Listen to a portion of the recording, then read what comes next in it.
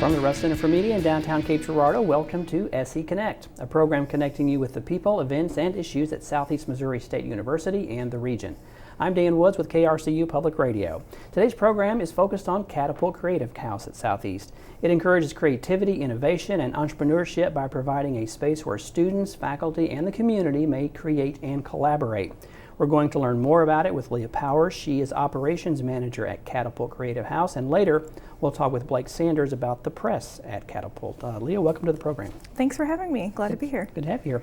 So tell us first a little bit about yourself, and then we're going to talk about Catapult. Yeah, so I'm the Operations Manager at Catapult Creative House, which basically means I can help the students, staff, community members, whoever comes in with any questions, problems, or any projects that they're currently working on. And see what resources I can kind of provide for them. So you're kind of in charge of everything that's going on down there, Just right? a little bit. Just a little bit. So what kind of projects are done? For folks who have never been down to Catapult, explain what's going on down there. Yeah, so walking in off the street, Catapult looks pretty less inviting, I guess, maybe from the front walk, but when you get inside, you've got the nice open gallery space showing artwork from community members, visiting artists, and students sometimes. To the left, you have our retail shop, followed by our bar, Fuel.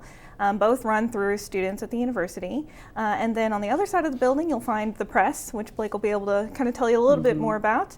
In the back, we have some computer labs. We have some 3D printers, a classroom, and then you go on upstairs, and upstairs we have a conference room, some studio spaces for the students to kind of use and work in, as well as another computer lab, this one with a little bit more of MacBooks and some other creative software that we have, and some sewing equipment, just a general variety of creative things that people can kind of actually use that space to work in. There's a lot of things that goes on down at Catapult. I made a few notes that I wanted to ask you about, and one of the things I noted was developing apps and apparel, interior design. Give us a sense of some of the things that are happening down there that students and the community are sort of working on. Yeah, so we have a variety of creative softwares and, of course, different resources, physical and digital, at Catapult, including 3D design software. We have programming software, so you can do apps or program development. We have embroidery software, interior design software. We have a wide range, including the full Adobe Creative Cloud suite that can be accessed on almost all of our computers in the space. So it really gives individuals and students and community members a place to come in and access software that they may not be able to afford themselves or may not have a wide variety of access to, and kind of work on their different projects. So right now, this semester, I've actually had quite a few students doing embroidery, and so we've been developing their designs. So they've been using like Photoshop or Illustrator to develop their designs, and then we end up taking them and digitizing them through the embroidery software, and then actually producing a physical product there with the embroidery machine that we have. So that's just kind of one example of how it's being used. We've also been doing some postcard development with some other students, posters, all sorts of different things that are being made digitally to then be printed and sold, either at Catapult or at off-site locations for special sales. And so the community can take advantage of these opportunities too. So I guess if someone was working on a project and really needed some help with maybe doing some embroidery, could they come to Catapult and you guys would help them kind of get set up? Yeah, sure thing. Either we can help them directly as a staff, or sometimes we can partner them with a student that we have who can kind of help develop that project. It just kind of depends on what their individual needs are for that specific piece. So you've been open, May of 2015, I think you told me. Yep. What has changed since you started? How have things grown? Well, I mean, I'm sure there's been a lot going on. A lot. Yeah. We're constantly a changing building. We have new students coming in each semester, each year, that always have a different need or a different kind of piece that they need to kind of collect into our space or to do their project that they're working on. So we ended up adding a couple of businesses. So we have our Catapult Interiors, which used to be just a studio space for our interior design students. Now they're offering services to the community because we had so many community members asking for services. So they were like, hey, we can make this into a service that we could provide. Similar situation with our multimedia lab, where they can do graphic design photography services for them, vinyl cutting services. So those were kind of just new things that we just started adding up as we opened. And now we've got other programs for students about selling in off-site locations, like our pop-up shop program. And we have just a new variety of competitions that have started up. and just kind of continue to grow. Basically, somebody comes in, they have a request. If we don't have the resource on hand, we try to find that resource and incorporate it. Talk more about the pop-up shop. What's that all about? Yeah, so our pop-up shop, to kind of give you some background, students and community members can come into our retail shop, the shop down at the first floor, and they could be a vendor there. But sometimes students are intimidated by that, and so we wanted to have kind of a little surprise shop that pops up in different locations, either at Catapult or on off-site locations on campus, in the community. So students kind of bring what they want to sell. They have to apply, of course, and then they just set up shop. We rent some tables, get them set up, and kind of give them that short time opportunity to be a vendor. Okay, so they could be in front of the library, library on campus or something maybe that could just pop up. We do like university centers. First Fridays we set up at Catapult. We're getting ready for a really big sale at the Arts and Crafts Festival, so we're excited about that one. You mentioned something about the interior one. When I guess do people like come in and say, we're looking for this particular type of item, like maybe custom design handbags, or I don't know. I mean, so would that be a project that maybe someone would undertake to sort of meet a need that somebody comes in and presents? So for the interior design one, we've had a couple of clients this semester email us or call us and say, hey, we want to redesign our living room, for instance, or something like that. And so then we would propose that to our students. They'd reach out to the client and kind of work with the client on what design that they want to do and what services that they want to, that kind of fit with that design. As far as like a custom handbag or something, that's where we would probably go and search for a student that we know of who does so or who does product development and kind of try and connect them up that way if we can't help them directly. And there's a lot of crossing of disciplines here, right? Within Catapult. Talk about that a little bit. Most definitely. So we are open to every student across campus, no matter what their major is. So we have art students working alongside marketing students with graphic design, interior design, hospitality management, fashion and consumer studies. So we have a wide variety of students who come in not only just to use our space and the resources, but also who collaborate and work together to kind of help some of the products come to life. A lot of what's going on is entrepreneurship sort of based activities, right? Is this one of those things where if somebody proposes they want to sell something, maybe a student says, I want to try to do this, is it taught in such a way that it has to break even, or you have to figure out, here's my business plan to do this, this is my material cost, is that kind of how it works? So each student comes in and they might have a varying level of knowledge for that. So if they don't understand how to figure out their cost and what their suggested retail price should be, we kind of help them through that process. We give them a formula and we say, okay, what was your labor? What was your materials cost? And kind of help them work through that. So there is some educational pieces to that, and every student comes in has a little bit of a different level of that knowledge. So that's really cool. So someone could literally come with an idea and y'all would sort of help them figure out how to make it happen. Yeah, most definitely. Kind of neat. Hands-on learning spaces. I know there's a bunch of them. Kind of go a little bit in detail about what the different spaces are and what folks can do. Yeah, so we're all about experiential learning at Catapult. We like to get our hands in on it. So like I said, on the first floor, we kind of have some businesses that are operated all by the students. So we have the shop, which is run through our Fashion and Consumer Studies department. We have our hospitality students managing the bar. And in both cases, we have student managers and we have student associates, so they really get the ins and outs of how do I manage a budget with help of the faculty and the staff here. How do I make my purchases? What sort of sales should I be reporting and how do I report that? How do I do my visual floor sets, or even sometimes product development? So I brought some of our products here. Okay. So this is our hawk sauce that was made by our hospitality management students. Right now we're running pretty low. We just have our green sauce, we're making more. But this was a good example of, they had an idea and it was through a course with Quintella and Noto, and they developed recipes, tested them, and then they're like, how do I make this? So then they started the production process, bottling, costing, and actually producing. So a lot of interesting. What else have you brought to show to us? I brought a lot of stuff. Let's talk about a few things while we've got a little time. So a lot of this comes from the shop or fuel, because those are more of my physical, easier to carry, and I think Blake brought some things from the press. Okay. So these are some mugs that our students designed. We have some of our coffee in there, which we're getting ready to hopefully bring in some new coffee flavors. We had these masks, which is actually kind of a collaboration between the press and the shop. So the shop ended up saying, hey, we wanted some masks designs, and the press ended up helping screen print little fun quotes or fun images on the designs of the masks. And then we had a student group. It was a learning community, specifically the CMO Startups Learning Community, which is entrepreneurship based. They started a business. Their business last year was to produce face masks. So they ended up doing custom face masks that are reversible, that they were then selling at different locations on campus, but also in the shop. Cool. And then some of the other shop products, this is just like a baseline glass that we ended up purchasing. The students purchase them in bulk, but then we also have customization options with vinyl. So like this one, they put a little rowdy sticker on there. And just some other, again, things that they were researching. We went to market and had to figure out what vendors we wanted to have, how much we had to buy to get our order successfully, and then also how much we could afford to buy.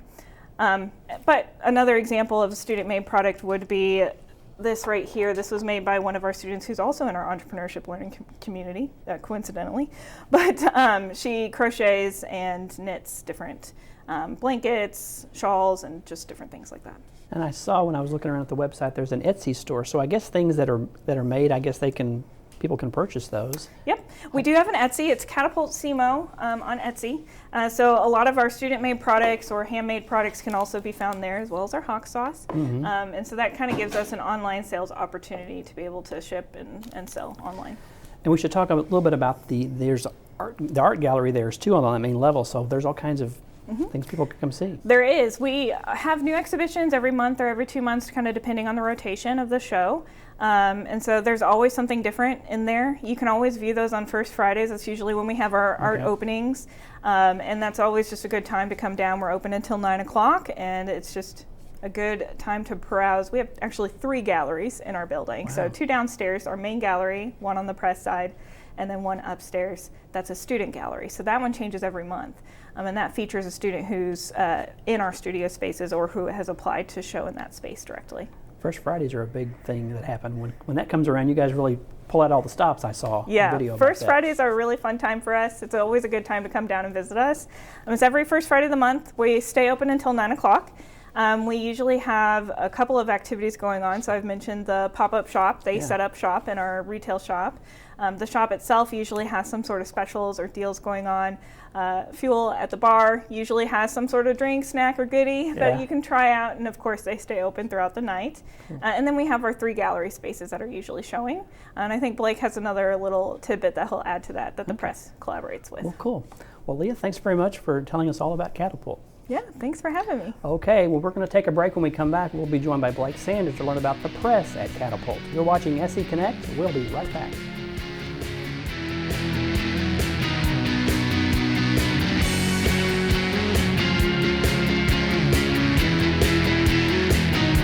You don't want to hear just a lecture. You need to get in there and do the work. At Southeast Missouri State University, you'll perform on stage to sold-out crowds. Lead a technology edvolution in your own classroom. Whatever you do here, you will never do it alone. Because at Southeast, we'll never tell you what you can't do. We are here to show you all that you can do. You're not going to get it all right. Just make sure you nail the big stuff. Like making sure your kids are in the right seats for their age and size. Get it right at nhtsa.gov/the-right-seat. We are very pleased that Southeast has received statewide mission designation for the arts. It recognizes us as leaders in the visual and performing arts and confirms the quality of our programs. We are Missouri's only campus dedicated to the arts, being art, dance, music, and theater. And we are nationally accredited in all 4 areas of the art. This year, we were named a Yamaha Institution of Excellence, and theater was named a top musical theater program in the country. We've seen the number of majors increase greatly, and we're recruiting nationally. We consider it critical for our programs that we demonstrate to students how to get careers in the arts. We have students who've been stage managers, they've opened their own dance studios, they're doing film work, just all types of careers.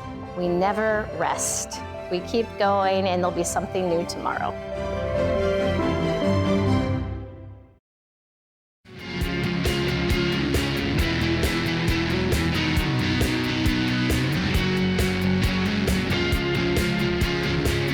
Welcome back to SE Connect. Today's program is focused on Catapult Creative House at Southeast Missouri State University. It encourages creativity, innovation, and entrepreneurship by providing a space where students, faculty, and the community may create and collaborate. We're here now with Blake Sanders. He's the Catapult Press Coordinator. Tell us about the press. Hey, Blake. Thanks so much for having me. As you said, I'm the letterpress coordinator at Catapult. Letterpress is, I guess I should start by telling you what that is. Yeah, please do. So back in the day, before everything was, hitting Command P, we used to have to print everything with what's called a letterpress, where literally every letter in every article of every day of the paper had to be its own little piece of lead or wood type set side by side by side by side backwards, right? So one of the nice things about being a professional printmaker like I am is we take those formerly commercial processes like letterpress that have been cast aside because they're no longer efficient and have found a way to sort of recycle them and revamp them and make them applicable to fine artists and to sort of small-scale commercial artists. And that's what we do at the letterpress. We use equipment, much of it on loan or coming from to Southeast Missourian actually, and make cards, make posters, broadsides, and then use that in conjunction with screen print and woodcut to make T-shirts and things and make products to reproduce and give to the community. And a big part of that space is it's sort of an educational space, not just for the students in the Department of Art and Design, but also in the community. So we run workshops out of there as well, so that folks that have been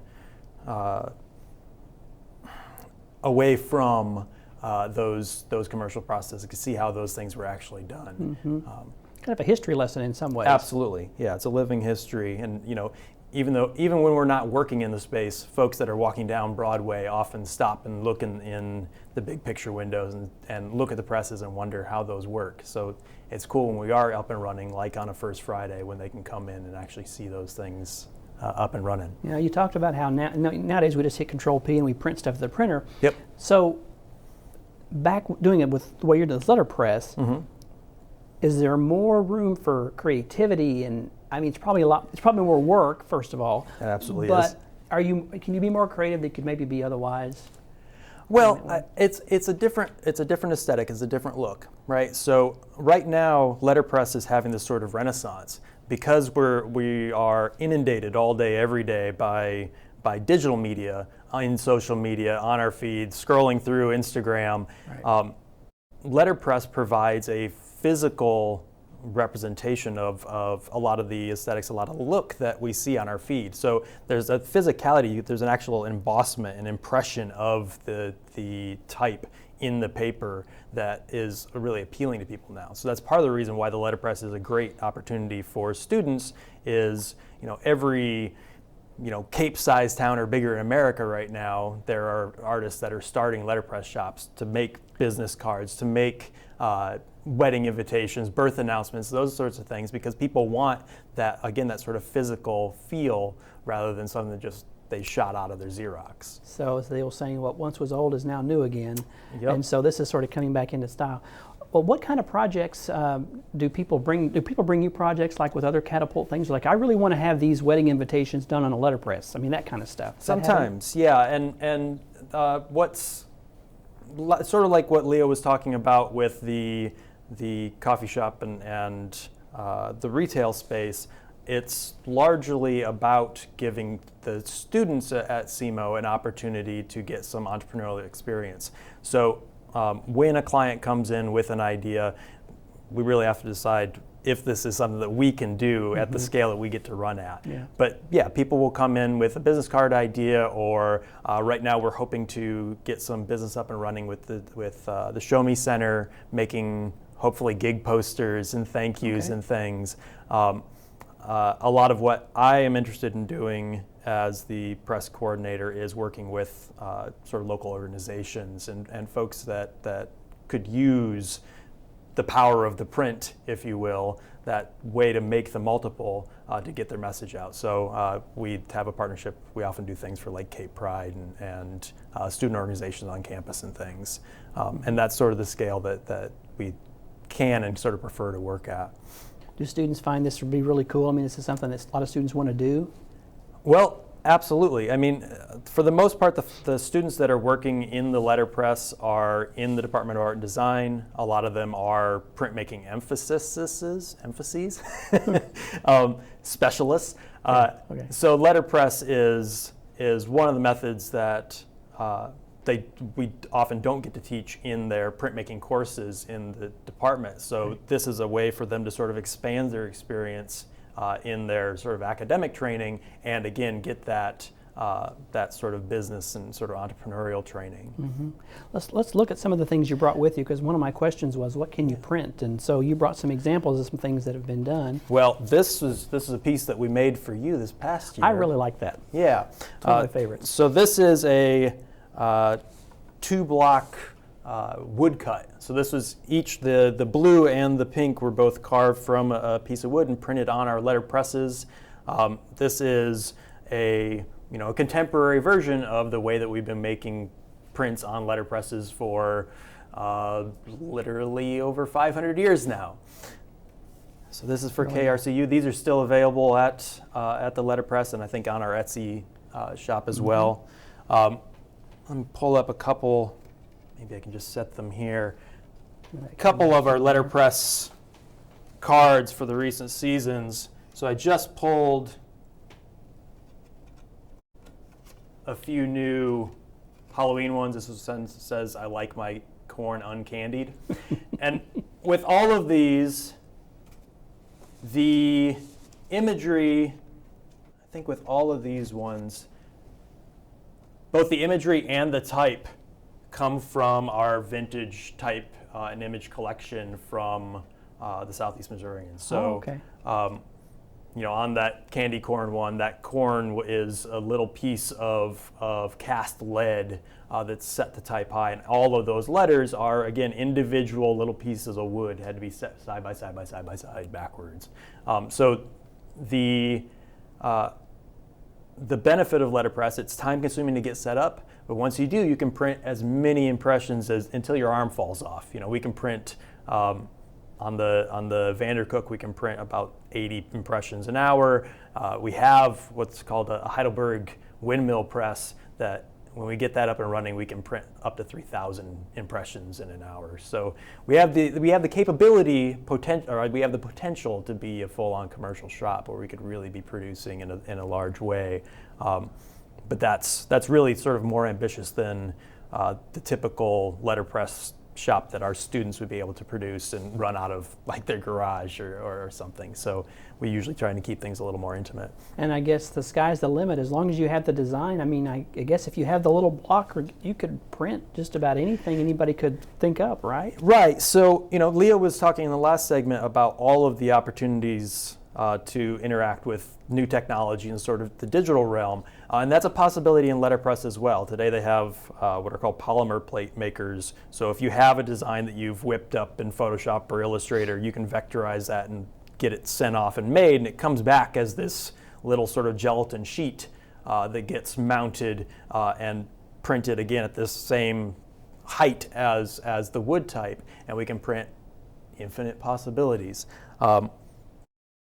But part of what I like about the letterpress, again, is that idea of making the old new again, repurposing the thing. So I guess most of the designs that are up here, again, are coming from that vintage type. And we have literally thousands of image blocks in our sort of repertoire that we can recycle and use for, whatever holiday is coming up. We use them in conjunction with when we're doing client work for the university and things. So some of this stuff, this would have been things the Missourian would have used years ago, and so they had all these little blocks and little things. And they all had an original purpose. So we have this enormous 3-ring binder with all of the proofs of those blocks available, and because of the region, there's a lot of images of the river, there's a lot of There's a lot of portraits of nuns upon their retirement and things, but then there's also, we've got this really cool image of the Big Mac when it rolled out in the late 60s, early 70s, whenever that was. So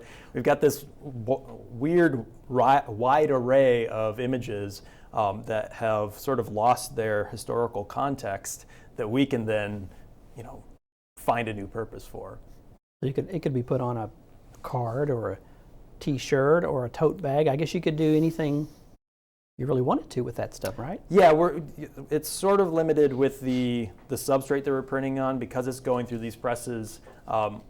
Most of the time we're printing on paper, but we can print on fabric and things as well. So we just recently ran We got about 2 minutes, so we're gonna run out of time here. Well, I'll show you this guy. This is this new hawk, definitely not rowdy block that I carved for the Halloween masks making workshop that we'll be printing on T-shirts and things coming up on Friday for First Friday. We do live printing every month. And this was carved from a block like that KRCU block. So, we're generally printing on flat stuff, but then you can take that flat stuff and use it in any way that you want. How long did it take to create that block? Oh, that's such a loaded question. I mean, hours? Oh, yeah. So I would say from drawing to cut, I would say it's probably about 10 hours worth. And that's a pretty limited cut for me. But yeah, but from that 10 hours, now I have an infinite moneymaker. Yeah. So. This has been really fascinating, Blake. Thanks so much for being here and explaining about the press. And folks can come see it anytime down at Catapult, right? Yep. And again, First Fridays, we're always there. I'll be printing from 5 to 7. So come on out and see us. You can see the equipment are really up and running. Great. Thank you so much for being here. Thank you. SC Connect is a collaboration of KRCU Public Radio and the Department of Mass Media at Southeast Missouri State University. Thanks to our guests and to you for watching. From the Russ Center for Media, I'm Dan Woods with KRCU Public Radio. Be sure to tune in next time for SC Connect.